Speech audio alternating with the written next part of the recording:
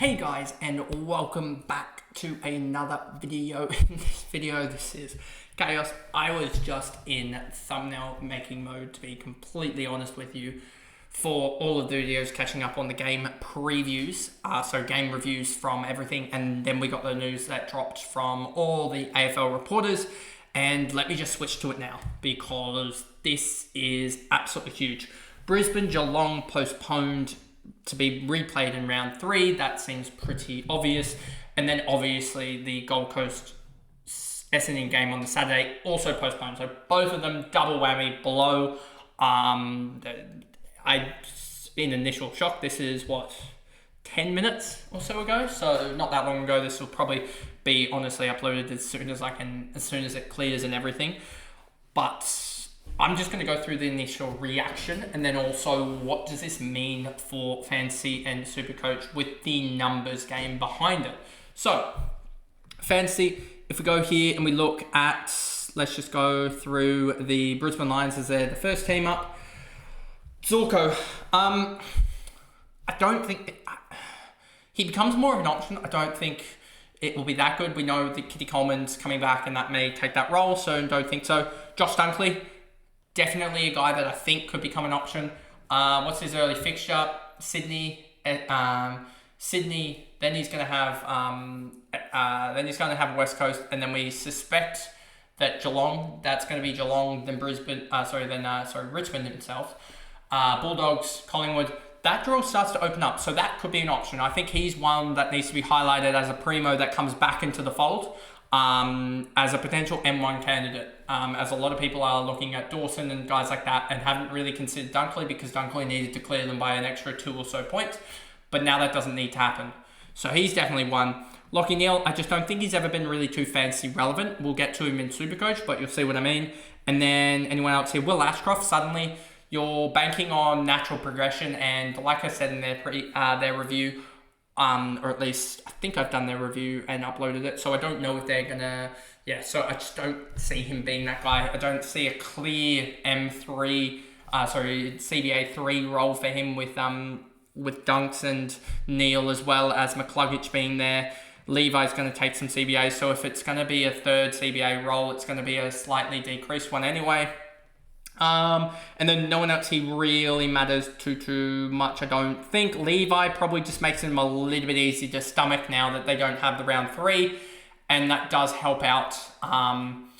Definitely does help out the round 3 bye, I would say. Now, looking at it just on the surface, that definitely will be a lot easier to stomach in the back line, especially. Does it? Or have we sort of not really actually thinking about it, because Brisbane and Geelong, we don't really have any of their backline players, to be honest with you. No rookies there either. So that's Brisbane in fantasy. Let's go to the next one, Essendon. Let's look at their players scrolling up here. Zach Merritt, potentially starting option. I just don't think anyone's ever considered it, to be honest with you, but definitely a guy that should now be considered, much like we said with Dunks. Nick Martin now could potentially be considered for that M1 role. We'll see how it would be scary to go against Harry Shees, although was the problem, but then suddenly you can beef up the back line through that and go weak on the other lines. Caldwell, Parrish, Widley, no one else here really that I'm looking at going. Shield suddenly probably loses any relevance, I would say, because you sort of wanted to see that round 0 performance, so I think he's going to lose his relevance there. And anyone else here really? I think the rookies, let's just go through them. Hobbs, I don't like, and I don't think he'll be named anyway, but don't like.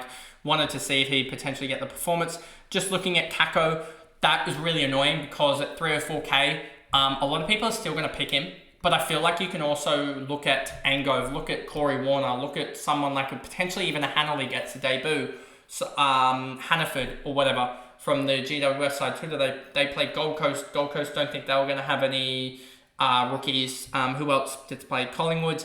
Don't think you're going to go for a Reef McGuinness. I don't know if they're going to have any other forward rookies, but you've got those sort of 3 or 4 options that potentially will get that jump score, have that break even already almost in the negative break even, and then they can pretty much jump to a Kako's like almost price range by the time that Kako plays in a way.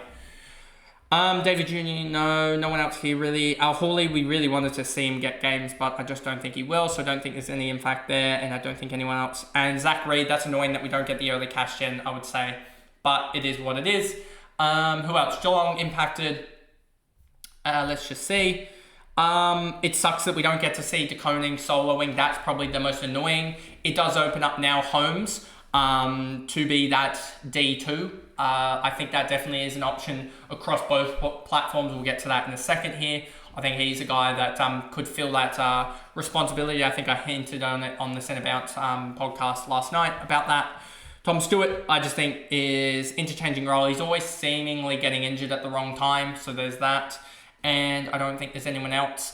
Oh, the other one that really does suck as well is, where is he? Bailey Smith. I don't think this matters too much, but then again, you also don't have to worry about the buy as well. So if you were planning on sort of waiting on him a little bit, does suck that he, he gets the regular cash generation across both platforms, but we don't get a pre-look at him to see his role as well. But then the other one as well, we talked about Taconi just then. The other really annoying one is Nevitt. We're going to have to go off team sheets rather than anything, and that just really is annoying because we wanted to be able to lock in sort of that cash gen initially.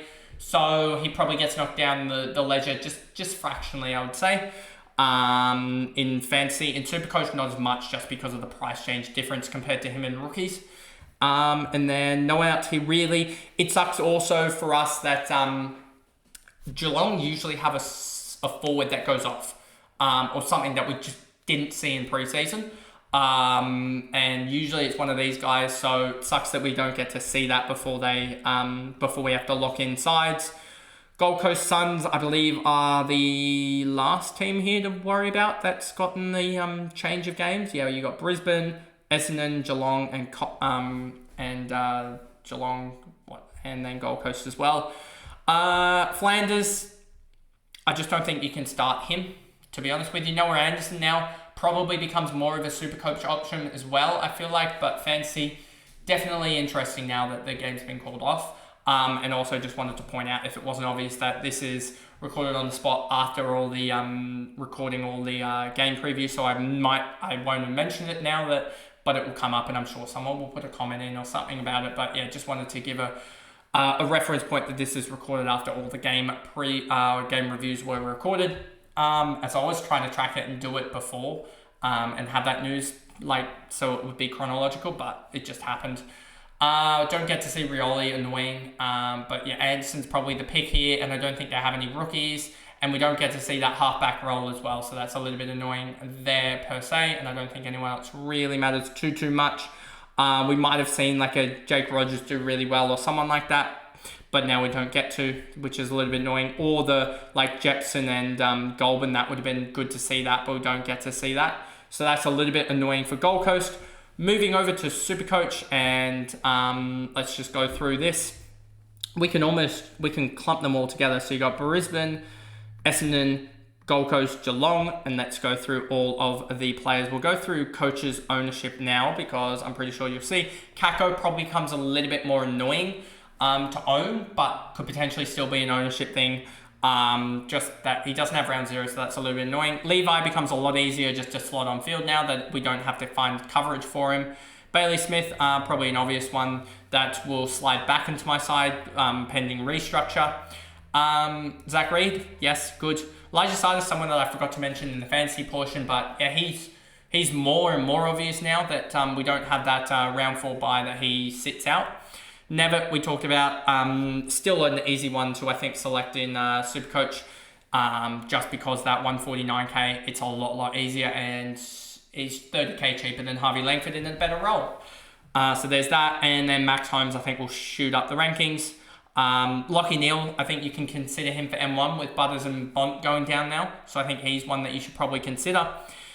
And then anyone else here, obviously Kitty Common would have been so good now with if he had been fit, but obviously isn't fit, so that sucks. And then O'Sullivan, I just don't think it would have been nice to actually see him play a game, but obviously we're not going to get that. I don't think he's best 22 anyway, but would have been nice just to see that play out, as well as Jack Martin getting a game closer to to his price change would have been nice to see. And I think that's pretty much it. I wanted to get this one out relatively quickly and not looking at anything else. I don't think any of these guys that are 1% owned or under that are really going to spike or too much. But I just wanted to get out a quick video going through the chaos that we just saw. A cancellation because of a cyclone. Who would have thought that? So anyway, if you guys did enjoy this quick on the spot video, remember to like and subscribe, turn the notification bell on so you know when I upload.